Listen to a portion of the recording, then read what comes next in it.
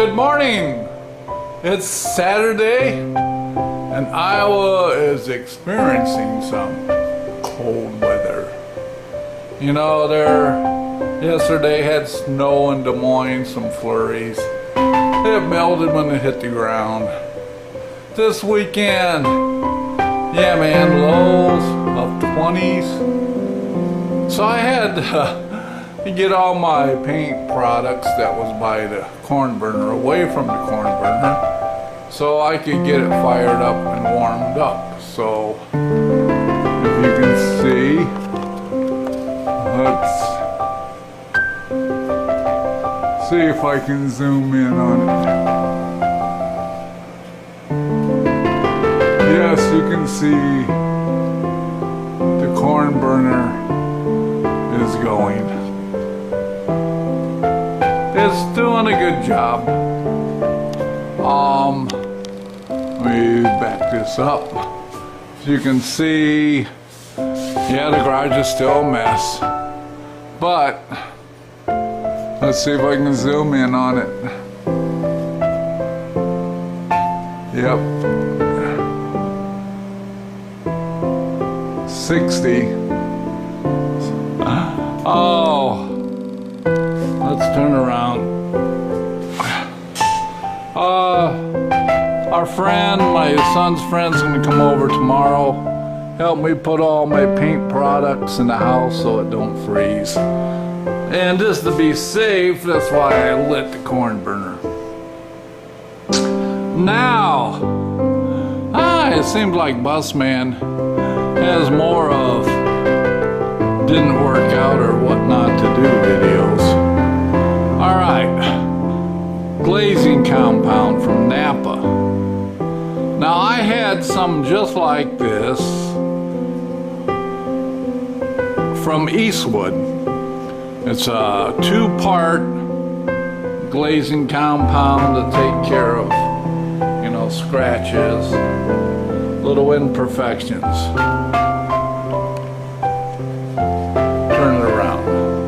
So it works great. I mean, the Eastwood stuff was creamy, mixed a hardener, wet sanded out, just levels things nice. But last year I was a little late in getting my bodywork paint products in the garage, and apparently that tube from Eastwood and some Bondo I had froze. And yeah, it ruined it. So I went to Napa to get some more body filler and some edge primer. And I was gonna look and see what they had in glazing compound. So they had this product.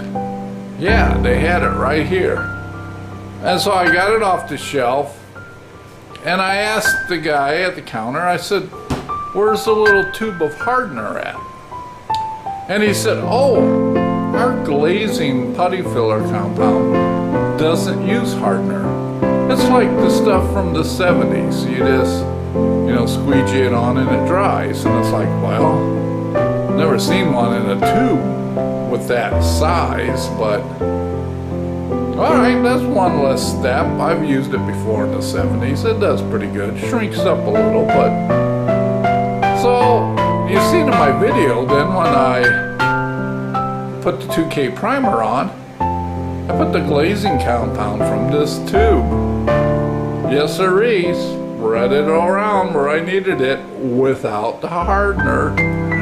I get up the next day to go to work and I said, man, I'm just gonna, you know, check this out. So I went and touched it. It was still gummy. It didn't harden. And I was like, oh, don't tell me.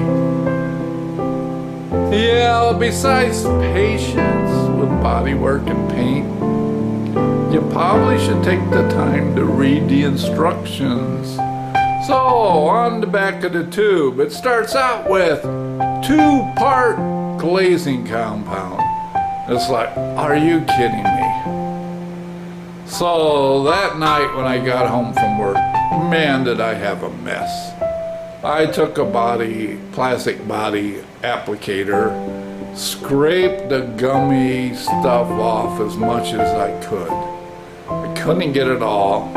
I know I was risking, so I tried, grease and spot cleaner.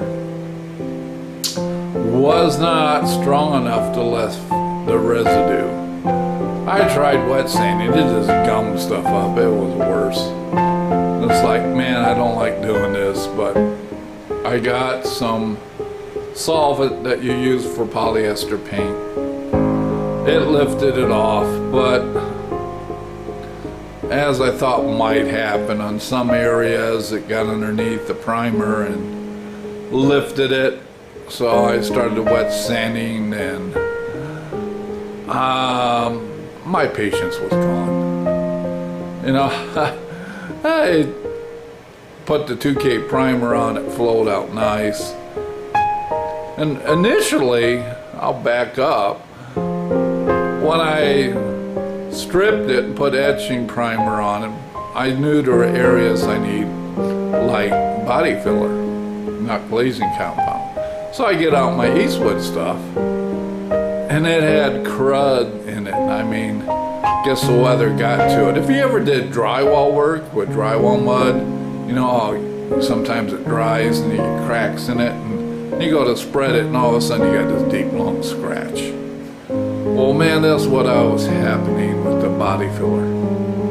So it was Sunday evening, nothing open, and yeah, I just kind of fought my way through it, kind of dug out and tried to get the Bondo that was the cleanest, but still was left with scratches.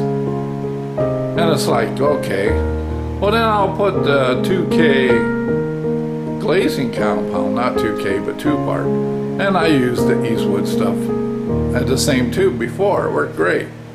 Yeah, the weather got to it. Same deal. It's like, I can't win. So I just stopped and I wet sanded it down. And then Monday went to Napa and I got their product, and yes, I thought, all right, I'm rolling now, baby. And no, I didn't read the instructions. I listened to the guy at the counter and said, oh no, you don't need hardener with our stuff. Maybe Eastwood, but not ours. Well, if you get the tube and you read it, the first thing it tells you, it's a 2-part glazing compound. So here it is, a week later, and I felt like, I've really gone backwards. So today, wet sand, then hit the glazing compound with hardener in areas where it needs it.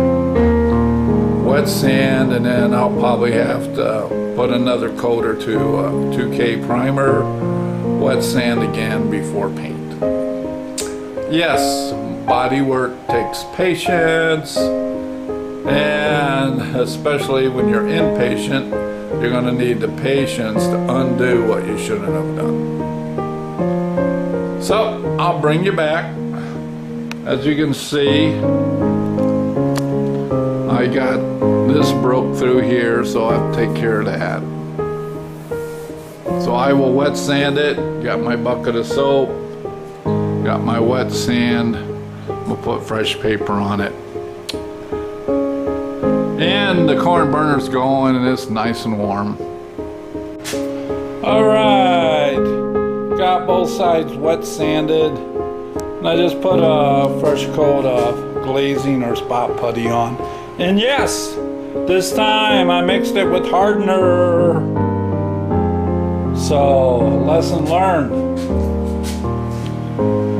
And we got some over here.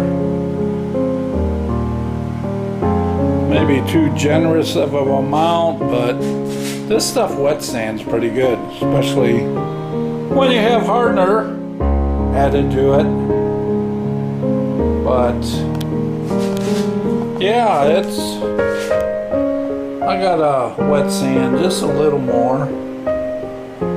But you can see it's really smooth, baby. All right. Alright, got it wet sanded, ready to reprime. Wet sanded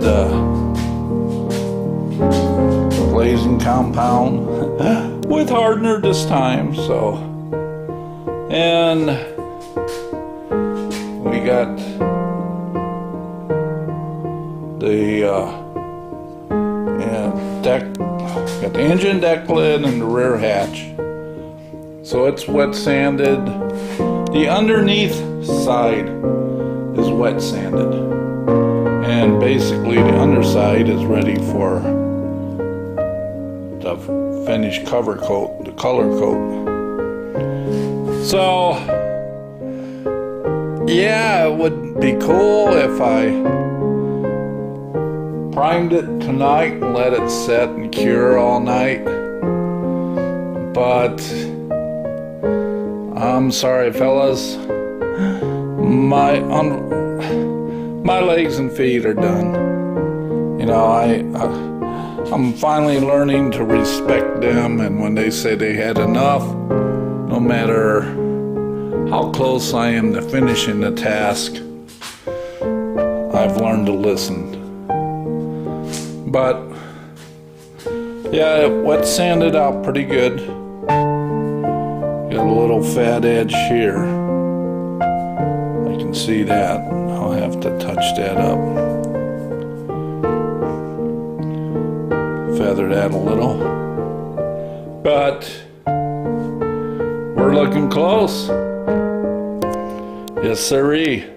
Alright, I figured I'd just show that I did get it wet sanded. And you can see the floor's a mess. My shoes are a mess. They're my wet sanding shoes. It's a mess. Everything's a mess. And I'll shut it off. And tomorrow I'll video and show you how it primed. And we'll go from there. All right.